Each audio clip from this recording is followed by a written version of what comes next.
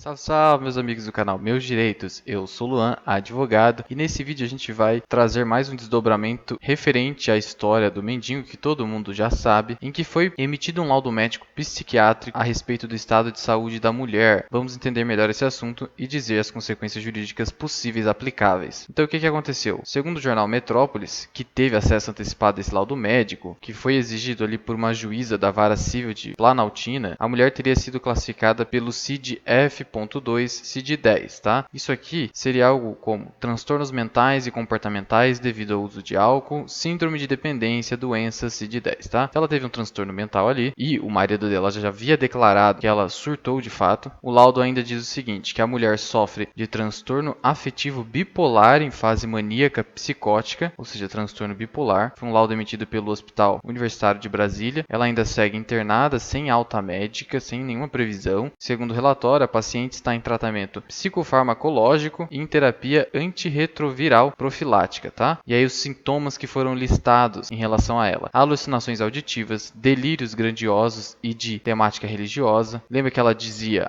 ora eu olhava para a cara do mendigo, via Deus, e ora eu via a cara do meu marido. Hipertimia, falso reconhecimento, que é justamente isso aqui, comportamentos desorganizados e por vezes inadequados. O médico ainda aponta, dentro desse quadro clínico, ela poderia ter gastos excessivos, doação de seus pertences, resistência em se vestir e hiperreligiosidade. Ela poderia até mesmo ser interditada. Por quê? Porque são considerados incapazes, segundo o artigo 4º do Código Civil, os pródigos, quem justamente gasta demais, faz doações malucas, pode ser para a igreja ou para quaisquer outras instituições, empresas, pessoas físicas, etc. E aí, então, no laudo, o psiquiatra que assinou esse laudo diz o seguinte, e conclui, que ela não é capaz de responder por si, tampouco de exercer vários atos da vida civil, ou seja, precisa ser interditada. Atos da vida civil significa interdição. Em especial, de assinar documentos e procurações, assim como celebrar contratos e contratar serviços de qualquer natureza. É citado ainda que ela sofre ali de comprometimento da sua crítica e conteúdo delirante, ela está delirando, prejudicando seu discernimento, incapacidade de autonomia e autodeterminação. E diante disso, quais as consequências jurídicas possíveis? Vocês sabem que o marido chegou a espancar o mendigo diante da sua reação,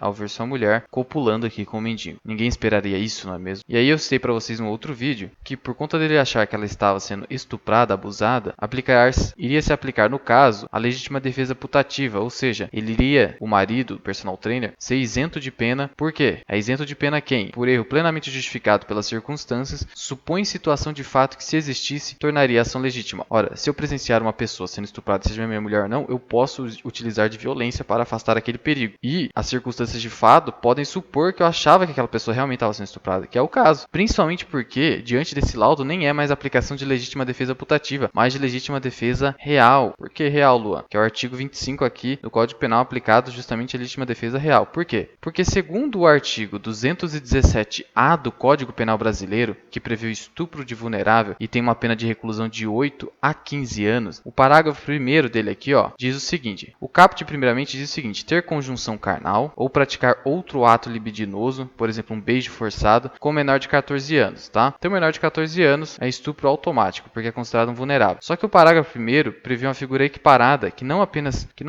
jovens abaixo de 14 anos, mas também, incorre na mesma pena, ou seja, pratica o mesmo crime de estupro de vulnerável, quem pratica as ações descritas aqui no caput, ou seja, tem conjunção carnal ou outro ato libidinoso. No caso, o mendigo teve uma conjunção carnal ali, ele mesmo descreve que teve realmente penetração com alguém que, por enfermidade ou deficiência mental, e esse laudo está comprovando a princípio que ela sofre no mínimo de uma deficiência mental, não tem o necessário discernimento para a prática do ato, ou que por qualquer outra natureza não pode oferecer resistência. Você viu que o laudo médico psiquiátrico disse que ela não tem capacidade para a prática de atos da vida civil ou se autodeterminar, de tal modo que se aplica esse artigo. Então ela seria uma pessoa vulnerável para os fins e efeitos desse artigo do estupro de vulnerável. E aí você pode estar se perguntando, então significa que o marido já está automaticamente absolvido e o mendigo está preso por estupro? Pode ser, ainda não é definitivo. É claro que aqui a gente está supondo teoricamente, mas no caso concreto muita coisa pode acontecer, novas provas podem surgir, provas podem ser falseadas, debates podem acontecer e convencer juiz e até mesmo um novo laudo médico que vai ser produzido dentro daquele processo, mas com os elementos que há hoje divulgados e publicados, a gente tem que sim, o mendigo pode ser condenado por estupro de vulnerável, exceto se na defesa o advogado dele comprovar que ele não tinha consciência de que ela tinha surto, e provavelmente ele não tinha, e de que ela realmente não oferecia capacidade de resistência. Mas, se por exemplo a acusação, no caso o promotor de justiça, comprovar que, pelo que aconteceu, pela descrição de tudo que aconteceu, que inclusive ele fez várias entrevistas escrevendo, ele deveria supor que ela estava num surto mental e não poderia oferecer resistência, então sim, ele pode ser condenado. Talvez na pena mínima, porque era difícil entender essa situação, mas sim, a consequência jurídica possível é a condenação dele por estupro. Mas deixa aqui nos comentários qual a sua opinião a respeito de tudo isso e desses novos elementos que estão surgindo. E se você gostou desse vídeo, por favor, clique aí embaixo no botão de gostei. Eu sou o Luan, advogado, e seu canal Meus Direitos. Até a próxima!